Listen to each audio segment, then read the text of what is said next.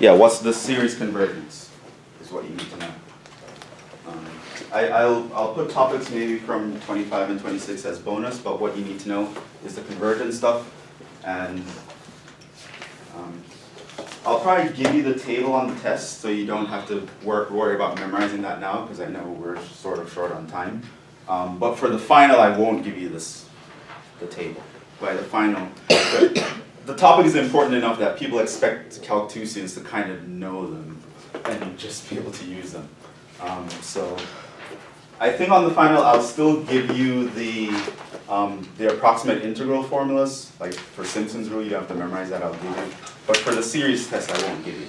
But for tomorrow's test, I will give you that same handout that I handed to you now.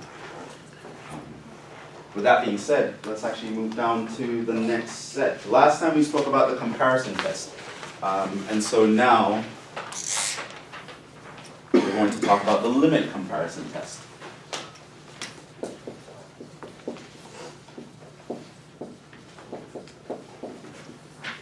And the idea behind the limit comparison test is you use this when you want to do the comparison test, so that you look at it and you're like, oh, the comparison test would be great for this. Right, so that would be your first thought. But the comparison test, you can apply it for some reason. But something that's important for the comparison test is you need to know the relative sizes of the things you're comparing. You need to know which one is greater than or equal to the other one. But sometimes that will not be clear. You don't know which way the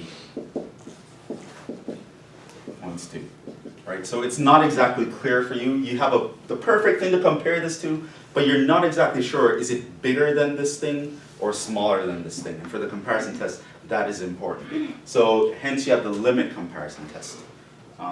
And so when you find two things that you want to compare, so the idea is you're given some series to test its convergence.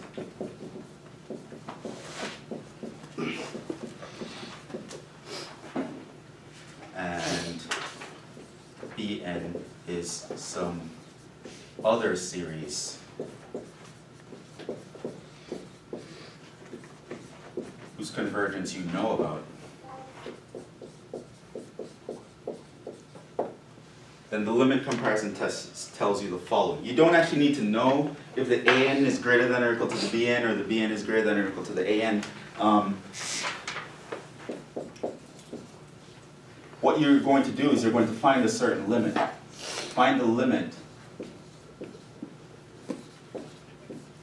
of the ratio.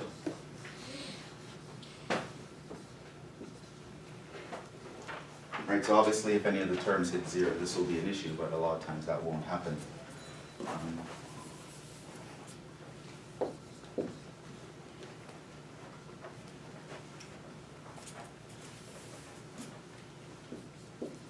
Then find this. And the idea is the following. If L is greater than 0, and it's a constant, that is the limit exists, then the series of an and bn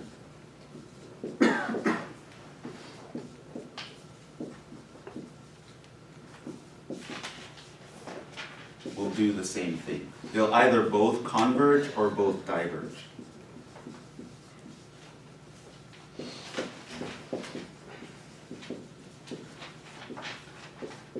Depending on the convergence of the bn that you chose.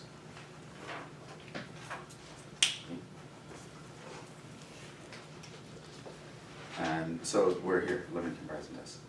So you take the limit of that ratio, yeah. So that's if it's a constant greater than 0? Come in? Yes. Okay. So, and of course, if the limit does not exist, or otherwise you can't find the limit, you can't conclude anything. But the idea is the relative sizes of a and b will be the same as you go off to infinity. That's what this limit is sort of measuring, right? If if, for example, you got infinity as the answer, it means an grows a lot faster than bn, and you can't really compare the two without knowing this. So let's look at an example.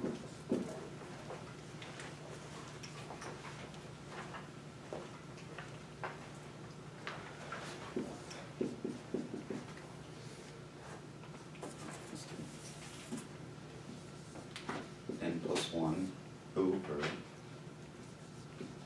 n squared plus 2n plus 3. And n goes from 2 to 1. So let's say you're faced with that series. So now, in your head, you look at that, and it looks there are too many things going on. You want to simplify things. What would you want to compare this to?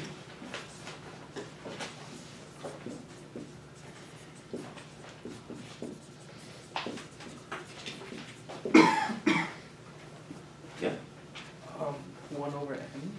1 over n. Why? Because when you're going off to infinity, the little guys don't matter, so you literally want to ignore them, and so you'd want to compare it to n over n squared equals 1 over n. So you want to compare it to the series 1 over n. Now, what do you know about the series 1 over n? Converges or diverges? Diverges. Diverges. 1, you know it's a harmonic. It's the most famous example of a divergent series. 2, it's a p series where p is equal to 1, and we know it diverges in that case. So you'd want to do that. But the thing is, it's not exactly clear if this would be greater than or equal to or less than or equal to right away, right? Because to get to this, you had to make the denominator smaller, right? Right? So if I just ignore the 2n plus 3 and only think of the n squared, I made the denominator smaller. So that means that makes the overall fraction bigger. However, I also subtracted 1 from the top, which makes the overall fraction smaller. So you made a change that made it bigger, at the same time you made a change that made it smaller. Who's going to win? You're probably not sure where the sign should be pointing. And so because of that, but if you look at 1 over n versus the n plus 1 over n squared plus 2n plus 3, is it this way, or you're probably not sure which way that points. And it matters which way it points. At least it matters if you want to use the comparison test. But for the limit comparison test, if you want to compare it to something and you're not sure how the sign goes, that's okay. Now we just find the limit. So here we're going to take an to be the original guy, and let bn be 1 over n.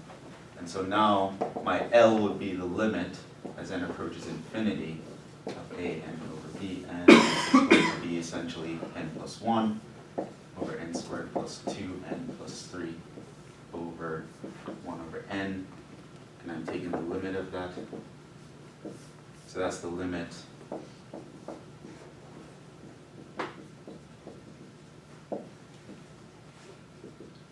and what's that limit?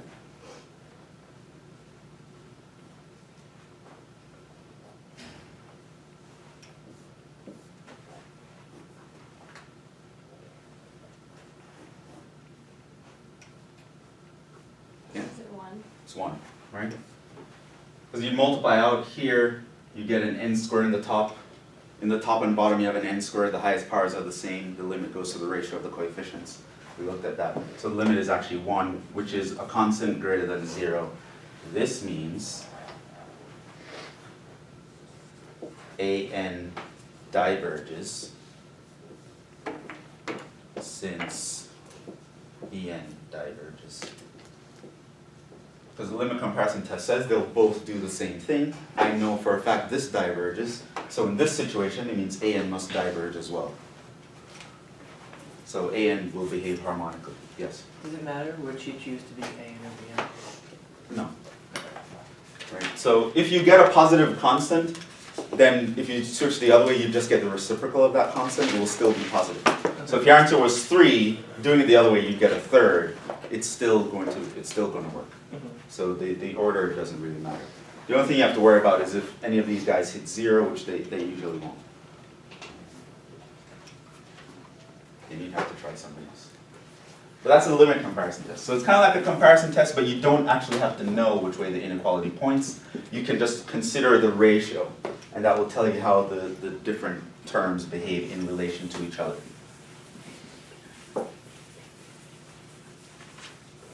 And the idea is, if you get just a constant, then it means that this term just functions as a constant times that term when you're going off to infinity. And so if one diverges, the other one's just going to be essentially a constant times whatever that answer was.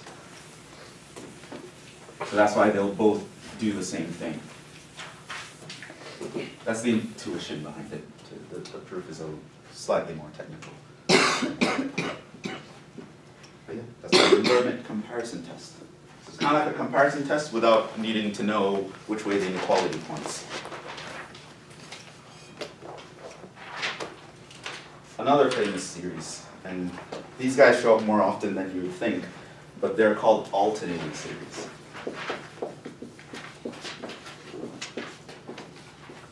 And the name refers to the sign of the terms.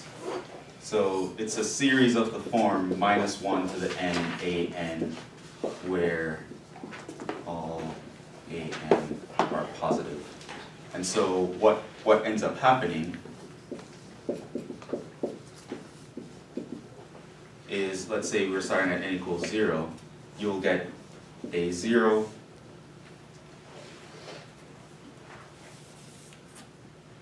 a0 minus a1 plus a2 minus a3 plus a4, etc. When the signs alternate, you call that an alternating series, right? One term is positive, the next one is negative, then positive, then negative, etc. And it turns out for these guys, this guy converges if two things hold. One, an is a decreasing function.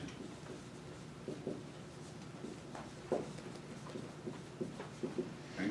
Now there are two main ways at this point you can discover that. If it's clear to you that replacing a term with n plus 1, you'll always get something greater than or equal to the previous term, that can show decreasing. You can also show decreasing by showing that the derivative is a negative number after some point. Right? So you can use a little bit of calculus here if it comes down to it, but a lot of times it will be obvious that, oh, if I just increase all n's to n plus 1, the thing gets smaller, or it gets smaller. Right? So the next term is always smaller than the previous term. That means it's decreasing. A lot of the times, by the way, if you just say it's decreasing and it's actually decreasing, I'll believe you. So you don't have to prove it, but you do have to mention it. You have to say, this is decreasing and blah, blah, blah. The second thing that must work is that the limit must be 0.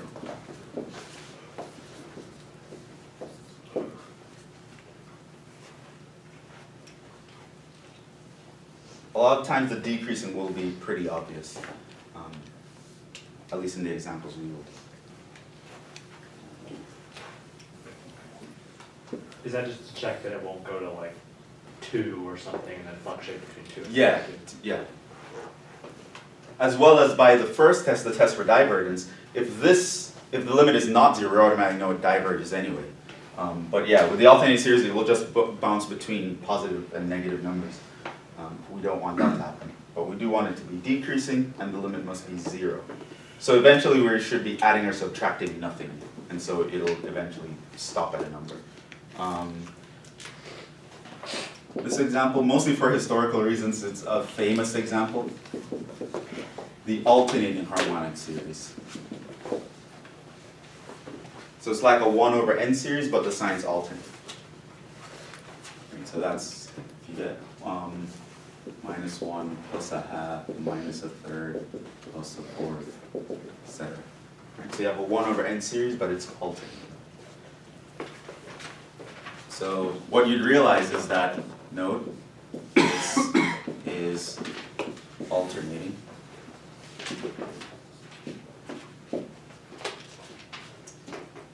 We know this is alternating because it will have something like this. You'll have -1 to some power that causes it to change sign. Right? So that's going to be a part of the formula. So 1. an equals 1 over n is decreasing. Right?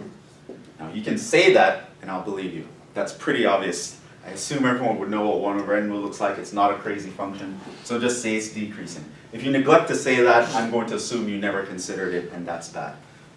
At least write that down so that I know you considered this. I thought about it, pretty sure this is decreasing, so this is what I'm going to do. Okay. The next thing is you now have to check the limit of an. And that's just the limit of 1 over n, and that also we know is 0. And again, at this point, you don't have to really justify that to me. I'll know that you know that that's 0. And so this means this guy converges by the alternating series test.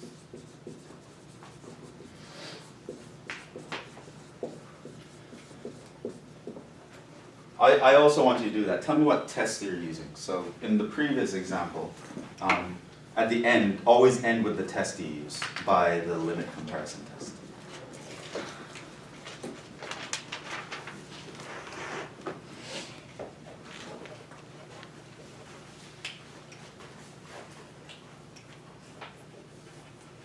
That's an important part of the answer.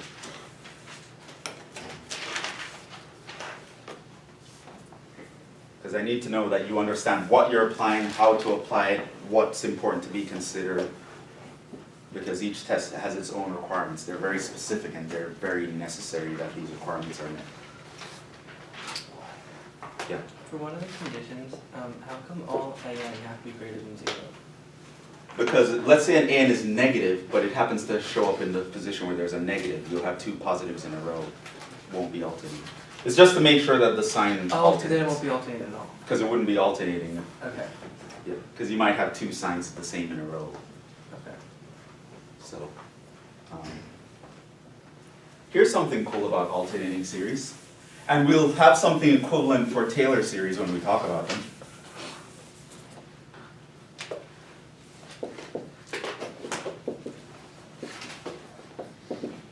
There's the alternating series approximation theorem.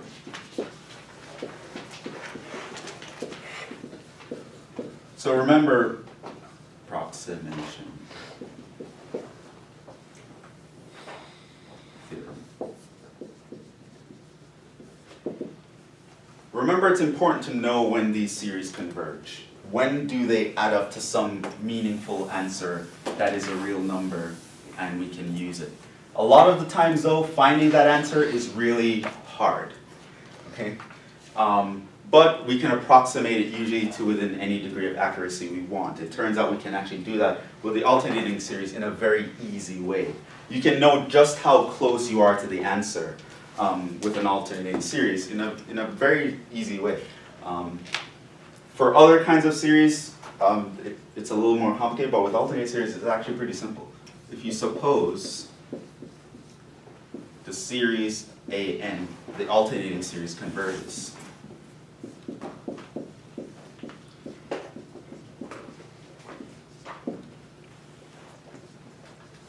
So say this guy equals some number s, right? So we know it gives us an answer, it converges by the alternating series test, it's meaningful as an infinite sum. There is some answer. I don't know what that answer is probably, but I know there is some answer out there. Just remind you of this, let Sn be the nth partial sum.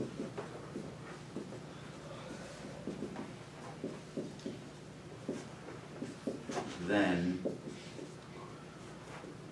the following hold.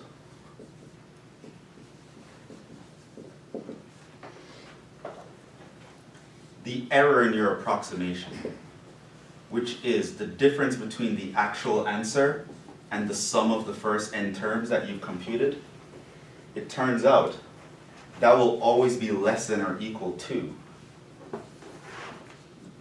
very next term in the sequence.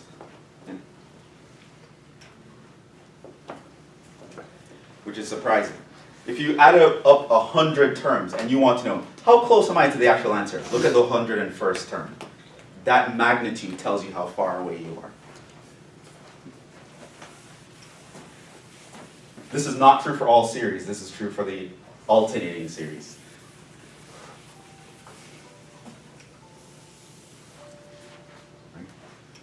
So the error from the nth partial sum is always bounded by the next term.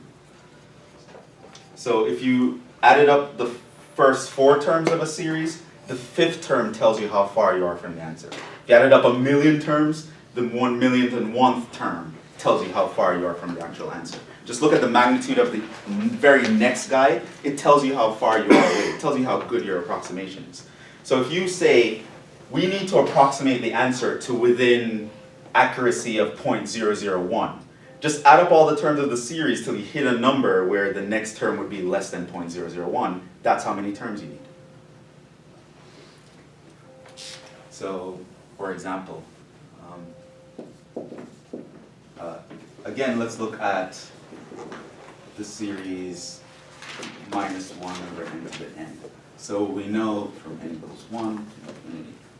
Right? So we know it converges. This equals some number, s. I don't know what that number is. But if I look at s4, let's say I add the first 4 terms. That's minus 1 plus a half minus a third plus a fourth. That's going to be some number. And so you might ask, how good of an approximation is this?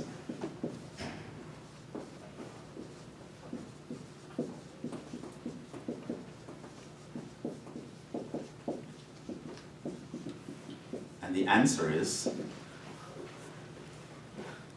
since a5 is going to be minus 1/5, you are within a fifth of the actual answer.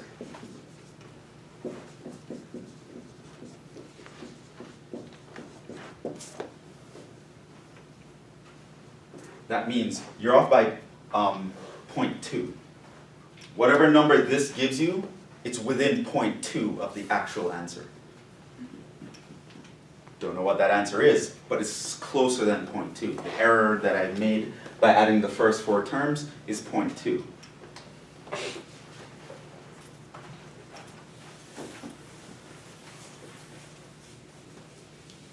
So now here's another follow-up question.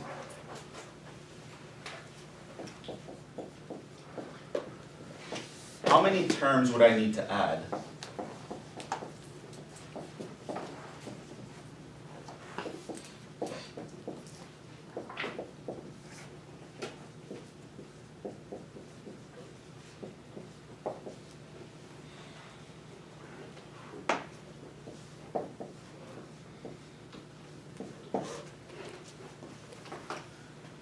to be correct up to 4 decimal places? So obviously if I'm programming this into a computer and I tell the computer, out of this infinite number of numbers, the computer is never going to be able to do that. There's an infinite number of them. But then you can say, it's okay, as long as you're correct within 4 decimal places. What is the computer going to do if you programmed this theorem into it? Well, all you need to do is just to set your an to be less than or equal to that guy. Once you find a term that's less than that guy, that will tell you how many terms you need to be that accurate. Because the very next number is going to tell you how that is. And so that's why this is good. So if you look at an, in this case it's 1 over n. And so this is now an inequality we can solve. And so the answer is n needs to be greater than 10,000. So answer, we need at least 10,001 terms.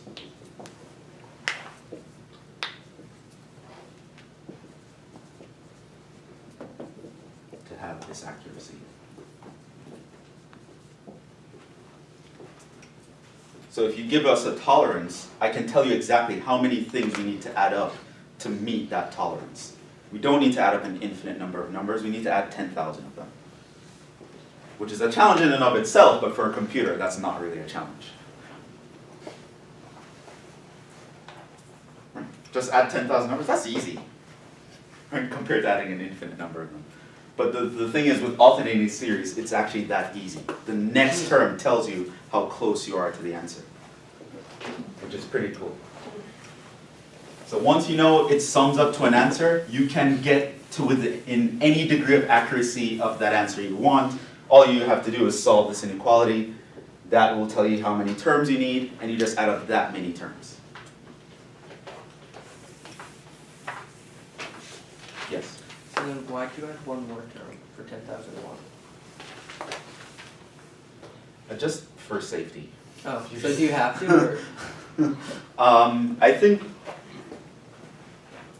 yeah, because of this greater than or equal to, technically. Oh, and you want to be Yes, better I than- want to make sure that I'm better than that. Okay. So 10,000 might have worked, but you always add that one more for safety. Okay.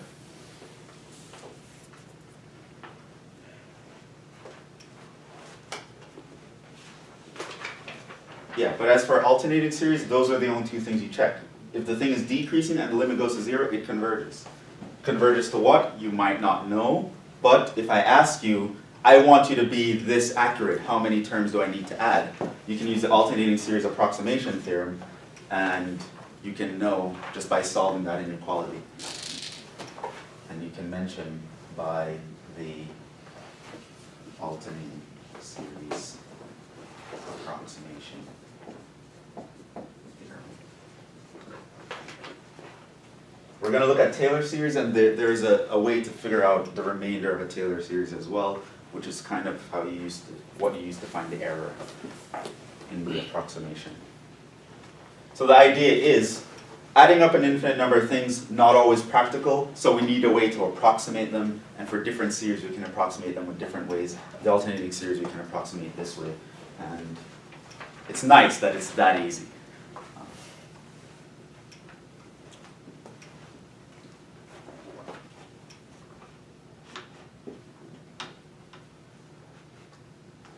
Let's talk about the ratio test and the root test first, then I'll do absolute convergence.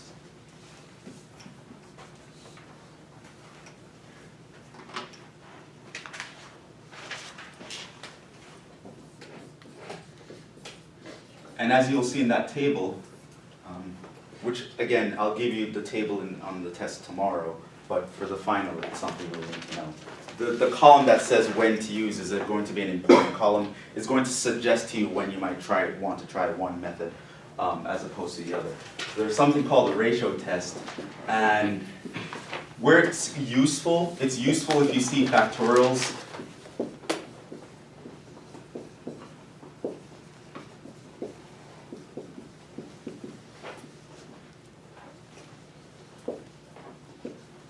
And exponential functions that otherwise you can't really simplify, or you might not know what the limit is, or you might not know what even to compare them to. If that's an issue, but you happen to see a lot of exponents or factorials where there are variables in the power, the ratio test is a nice test to use.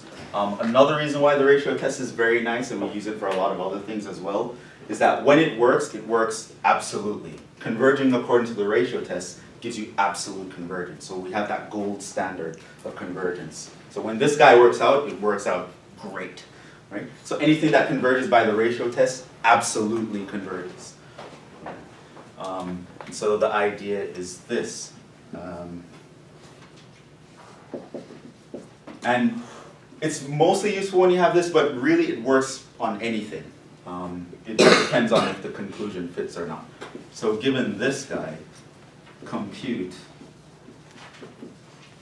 this guy, the limit, of course as n goes to infinity, let's call it L, again, limit as n goes to infinity of this ratio. look at how the n plus first term behaves compared to the nth term. Of course, that means you can't divide by 0.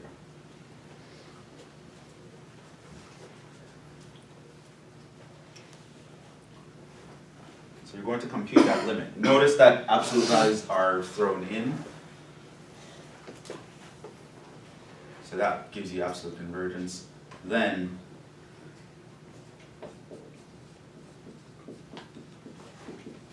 the following hold. 1.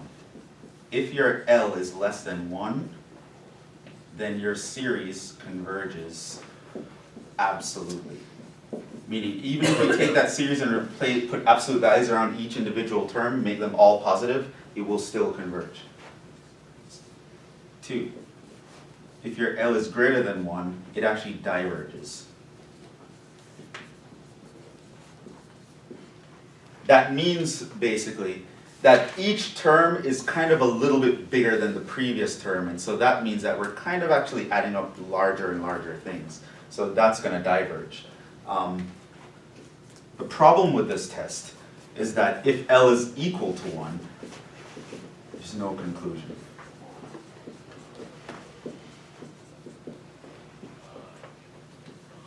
Right? And I can give you an example. L, oh, by the way, and this is actually kind of true in general.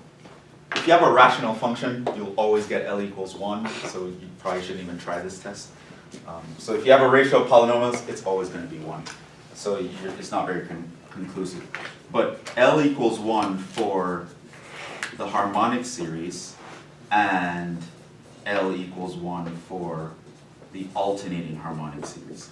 If you use the ratio test on either of those, you will get L equals 1, but clearly one diverges while the other converges. So you can't make any conclusion about divergence or convergence if your L is 1.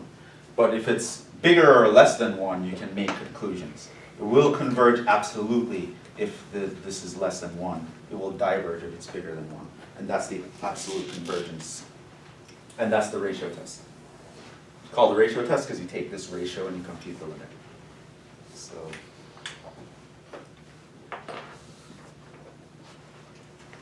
here's an example. Series from 1 to infinity, minus 1 to the n times n over 2 to the n.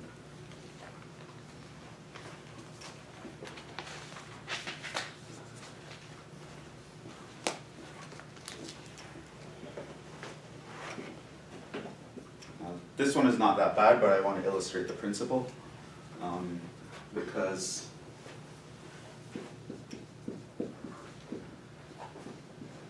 we could use the alternating series test here.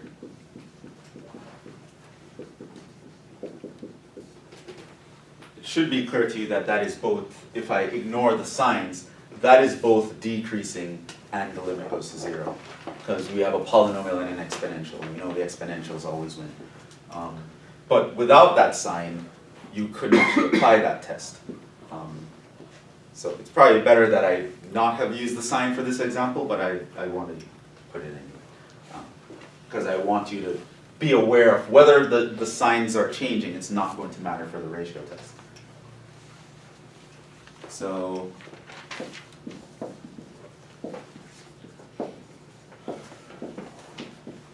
let's see, we're going to employ the ratio test. So I'm going to compute L. It's going to be the limit as n approaches infinity of a n plus 1 over a n.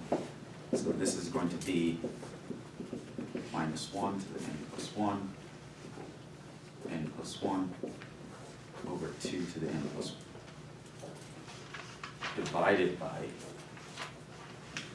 that same guy.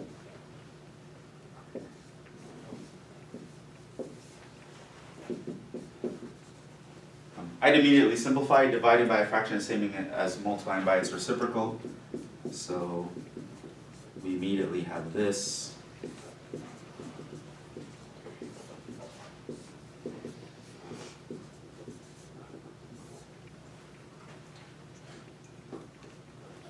Right away you see that this will cancel that. but now it's just a -1 factor, but it's inside an absolute value, so it's literally not going to matter. So you can essentially ignore the negative signs. The signs aren't gonna matter when we're in the absolute value. Things, again, this is sort of a simpler example, but I'm going to write it out so that if you had a more complicated example, you'd still know how to deal with it.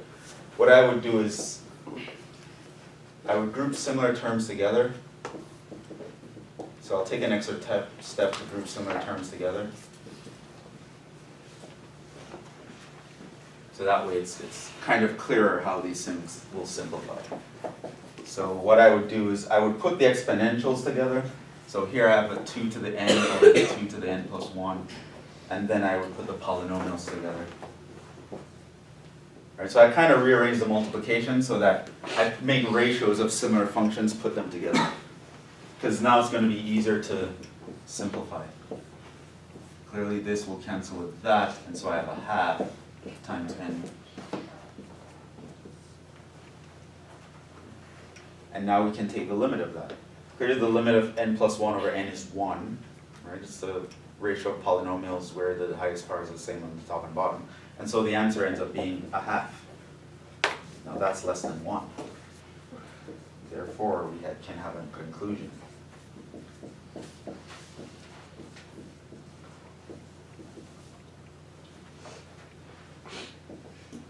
This guy converges. And not just converges by the absolute alternating series test, but it converges absolutely.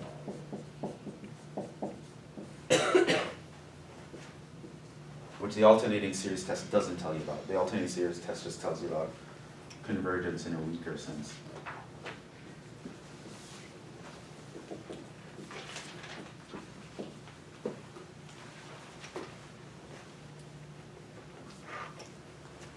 So that converges absolutely.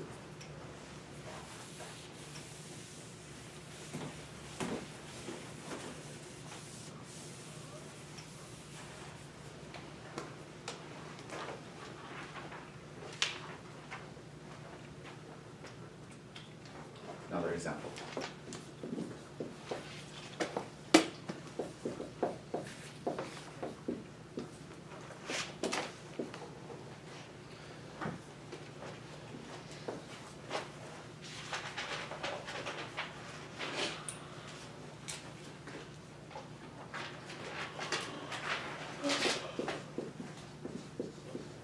Side note here, test for divergence is always the first thing you're going to think about. You can immediately notice that the limit of n factorial over e to the n is actually infinity. So we actually know this diverges. Let's say you didn't notice that. Then you would actually, probably what I would do with here, seeing that n factorial will kind of scare me. But I'd immediately jump into the ratio test when you see factorials happening, usually. Since I can't even cancel or simplify anything, the ratio test would be a nice thing to use. So test for divergence would be nice, but for the sake of the example, let's use the ratio test. So I'm going to compute L, which is the limit, n plus 1 over a to n. I can even ignore the -1 to the n because I know it's not going to matter. So that's going to be the limit of n plus 1 factorial over e to the n plus 1 times e to the n over n factorial. Group similar things together.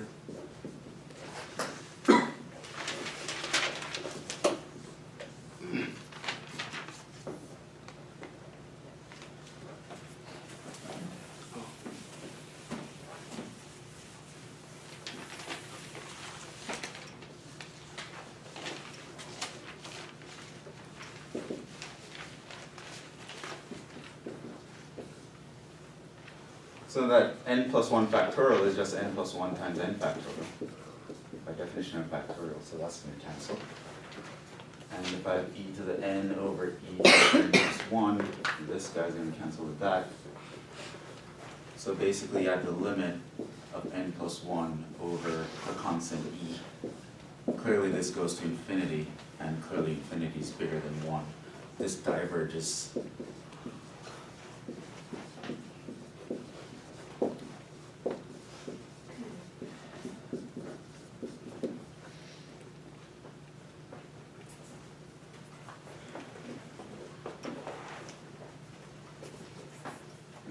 As you're seeing here, there's more than one way to skin a cat, so. But you don't have to worry. If you apply any valid test and use it correctly, I'll realize what you're doing. You will get the credit even if my solution doesn't look like that specifically. But yeah, you could have done the test for divergence. Had you have done this in a test, I would have said you're correct, but you're working way too hard. But I'd make my snarky little comments, And then, yeah, but that would be how you can use the ratio testing.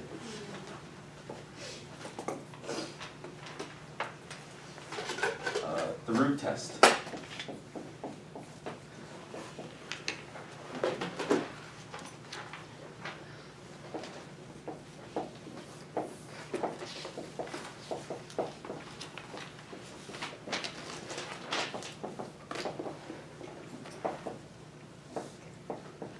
It's useful if you have n in the power, right, like an exponential function. Another thing you should note is the conclusions are similar. Conclusion is similar to ratio test. So there are times when certain tests might not work and you move on to other ones. With the ratio and root test, they're very closely linked, meaning if the ratio test didn't give you a conclusion, the root test is not going to give you a conclusion either. Right, so you try one of these, but not both, because they tend to give you a similar result. But the idea here is if you're given this guy, find the limit of the nth root of the absolute value of that guy, and then the conclusions are similar. If L is less than 1, it converges absolutely.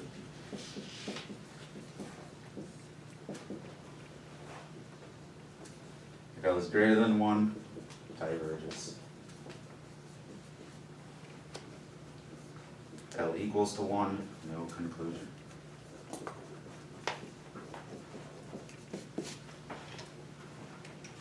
And again, if you did the ratio test and it gave you the limit of 1, then trying the root test will also give you the limit of 1, so don't waste your time. They'll conclude things very similarly.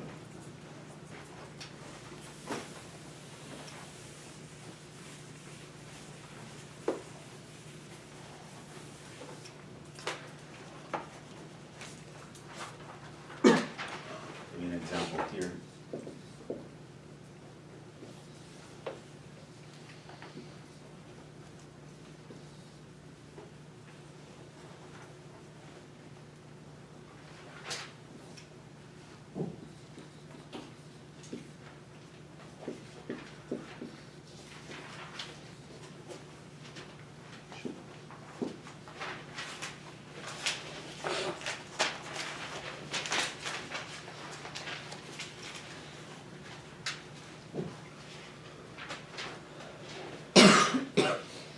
So you see something like that. Neatly has that little nth power. So the root test might be nice. So what we do is we compute the limit of the nth root of this guy. And it absolutely is, yes. Which, that nicely simplifies. There are other cases where taking the power of 1 over n would be useful, but it's mostly useful when the power is just n in the first place. And so this will give us just a limit 2n plus 7 over 7n minus 3. And what's that? 2 over 7, which is less than 1. Which means this guy converges, and it converges absolutely.